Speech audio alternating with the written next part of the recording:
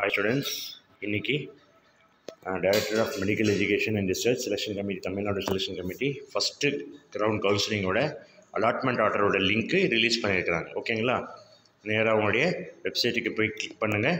Click பண்ணிவிட்டு நேராக இந்த மாதிரி பேஜ் ஓப்பன் ஆகும், மேலேயே ஸ்க்ரோல் ஆகும். அங்கே கூட போகலாம். ஈஸியாக வந்து நீங்கள் அசஸ் பண்ணணுக்கா இந்த யூஜி கோர்ஸ் எம்பிபிஏ ப்ரெஸ் பண்ணால் எம்பிபிஎஸ் பிடிஎஸ் வரும். அது கிளிக் பண்ண உடனே click here to download allotment order for round 1 MBBS BDS course government management including minority NRI quota 2024-25 session 30/8/2024 வந்து ரிலீஸ் பண்ணிக்கிறாங்க. இன்றைக்கி தான் அவங்க லிங்க் ஓப்பன் பண்ணிக்கிறாங்க. நீங்கள் இது கிளிக் பண்ணால் நேராக அந்த லாகின் பேஜுக்கு போவீங்க. நேற்று வரைக்கும் இந்த லாகின் பேஜில் கிளிக் ஹியர் டு லாகின் என்ற ஒரு ஆப்ஷன் இல்லாமல் இருந்தது.